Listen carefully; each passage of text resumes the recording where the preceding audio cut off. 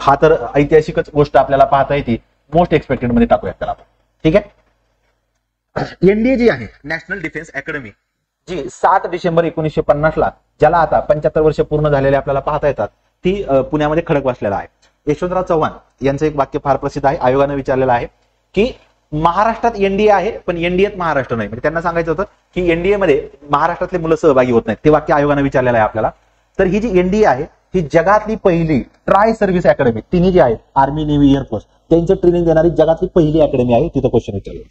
काय चर्चेत आहे या 75 वर्षात या वर्षी पहिल्यांदाच असं झालंय की 17 मुली ज्या आहेत त्यांची तुकडी पास आउट झालेली आहे. इतक्या दिवस फक्त एनडीए मध्ये मुलंच सहभागी व्हायचे, हे लक्षात ठेवा. मग सुप्रीम कोर्टानं ऑगस्ट 2021 मध्ये हा निर्णय दिला होता की एनडीए मध्ये मुलींना पण प्रवेश द्या, आणि त्याच्यानुसार ते प्रवेश दिला. आणि मग आता पहिल्यांदा ही जी डिग्री किंवा मुलीची पास आउट झालेली आहे. यामुळे मिलिटरीमध्ये महिलांच्या प्रमाणाविषयी काही चर्चा होते. तर पहिल्यांदा 1888 मध्ये मिलिटरी नर्सिंग सर्व्हिस या कॅटेगरीमध्ये महिलांची पहिल्यांदा आर्मीमध्ये एंट्री झालेली नर्सिंग मध्ये.